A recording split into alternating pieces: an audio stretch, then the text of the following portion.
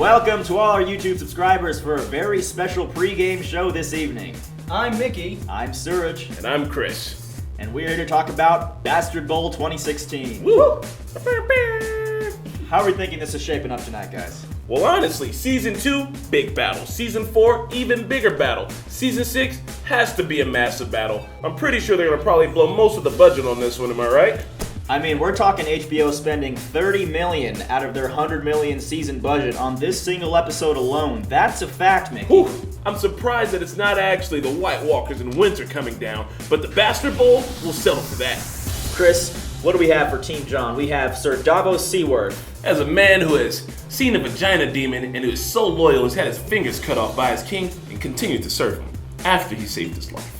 Tormund Giantsbane, the current leader of the Wildlings. Ah, now that guy is into tall women. I sure hope he gets that Brienne. Oh yeah. Aside from that, the man can swing an axe too and lead a crazy group of people and barbarians over a wall. We also can't forget that Sansa does have the option to call an audible with the Knights of the Vale. And we might see her do that tonight. And I mean, if they're gonna join the fight, who's gonna stop you? Whosever battle it is, the Knights of the Vale are taking this one home. Oh yeah. Is it going to be predictable? Yes. Are we still going to marvel at the beautiful CGI and well-orchestrated fight choreography? Hell yes. Yeah. There's going to be some losses on both sides, and it's going to be rough. Let's not forget Jon Snow's ace in the hole, 1-1 the Giant. Yeah. Oof, last of an ancient race. Indeed. What is it, like his second big battle? Yeah, I think so. We saw him smash a man recently, but that wasn't quite a battle. I'm just afraid that this might be the last one for 1-1. You know, essentially 1-1 is the tank, and if you know anything about strategy, you gotta take the tank out.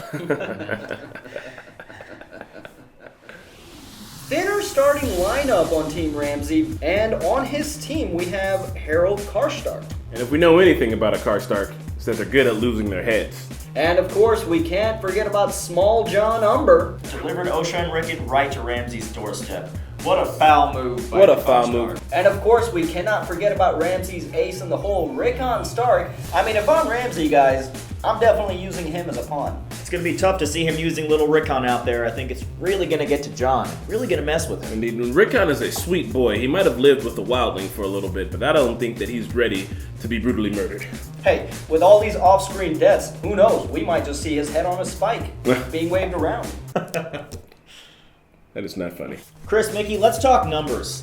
Jon Snow most recently picked up 62 Mormonts, 143 Masons, 200 Hornwoods added to his already existing 2,000 Wildlings. Not even half compared to what Ramsay's got. It is not an ideal situation, Surge, but what Jon Snow does have is the knowledge of the land around Winterfell because, well, that's where he grew up. Nah, grew up fighting there. That man's gonna know the indoors, outdoors, and the back doors. It's going to be bastard on bastard, folks, and it's going to be rough. Let's get down to brass tacks and talk Ramsay numbers. We've got 5,000 Boltons all in all. Nobody knows how many Karstarks, and nobody knows how many Umbers. Now, out of those 5,000 Boltons, remember, there are 20 good men.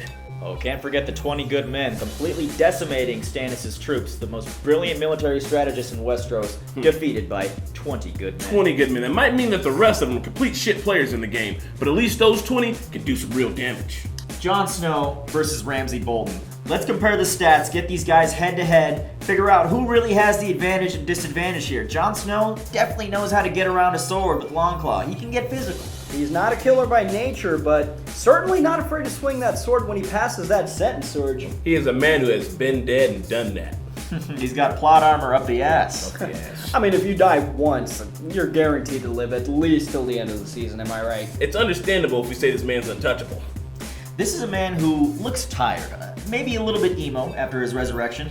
I would like to say he has only been laid once. Jon Snow must be boiling with sexual frustration, and he's probably going to take out at least 17 or 18 guys out there on the field, Chris. I know I surely would. Ramsay Bolton, on the other hand, though savage in battle, never officially taught at arms. We have seen him take out plenty of Ironborn while completely shirtless. His Ironborn must be a real pushover. Yeah, the Ironborn. What a terrible life. Ramsay is ruthless, and you know, being a bastard, Jon being a bastard, you'd think they have a lot more in common, but he absolutely could not be further from the truth. I mean, here's a guy that murdered his father, fed his mother and brother to his dogs. Say what you will about him, but that's dedication, and we're going to see that dedication out there on the field today. He might not have mythical creatures from beyond the wall fighting on his team, but he will cut your dick off and send it to your family. Tell you what, I don't want to be babysitting Ramsay's hounds anytime soon. Not gonna be on kennel cleaning duty, huh? And a lot of baby parts in those kennels. Oh, that's not it. So we like to give some big shout outs to the people who have worked on this project. You know, it takes a lot to bring a couple of bastards together so they can murder each other for our entertainment. So Miguel Spinocek, where's Marquetta when you need her? I think it's Sopochnik. British film and TV director, same director for Hard Home, so we might be in for some real shit.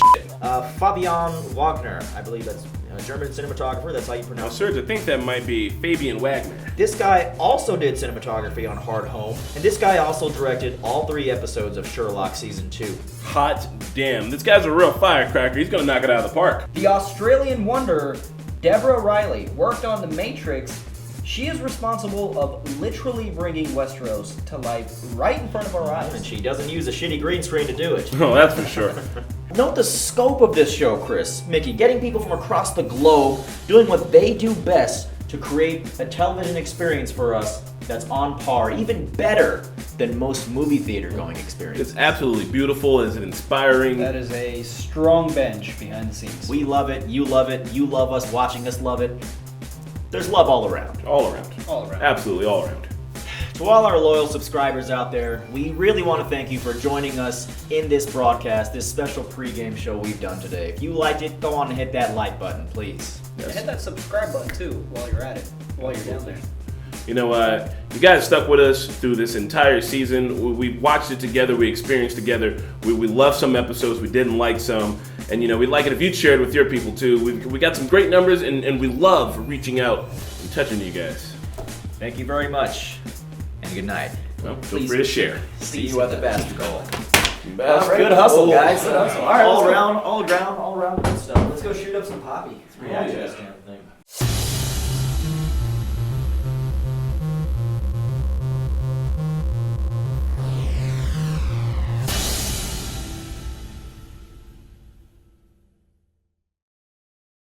If only we could find a way to somehow make money off of this.